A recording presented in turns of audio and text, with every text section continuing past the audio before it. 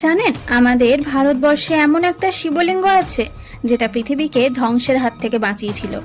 এমনকি এটার আকার এবং রং দেখলে আপনারা স্পষ্টভাবে বুঝতে পারবেন এটি পৃথিবীর কোনো পাথর দিয়ে তৈরিই হয়নি।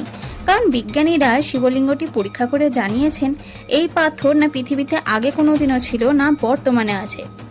এই শিবলিঙ্গের পেছনে একটি চমৎকারী গল্প আছে। সেটি হলো, পৃথিবীতে রাবণের থেকেও শক্তিশালী এক রাজা ছিলেন যার নাম ছিল সহস্রবাহু। সে তার শক্তির জন্য এতটাই অহংকারী ছিল, সে যমদগ্নিকে মেরে ফেলেছিলেন।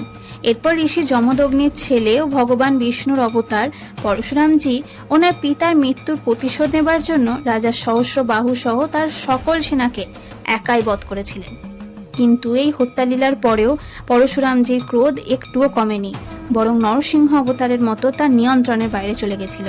পরশুরামজি তার রাগ কমানোর জন্য মাটিতে মহাদেবের নাম নিয়ে 3 বার আঘাত করেন। পরশুরামজির অতিরিক্ত ক্রোধের এই আঘাত বিদ্যুতের মতো মাটি চিরে পাতালে প্রবেশ করে, যার ফলে পৃথিবী ধ্বংস হয়ে যেত। মহাদেব পরশুরামজির ক্রোধের ফলে উৎপন্ন হওয়া বিদ্যুৎ নিজের মধ্যে বিলীন করে নিয়ে পরশুরামজির আঘাত করা স্থানে প্রকট হন।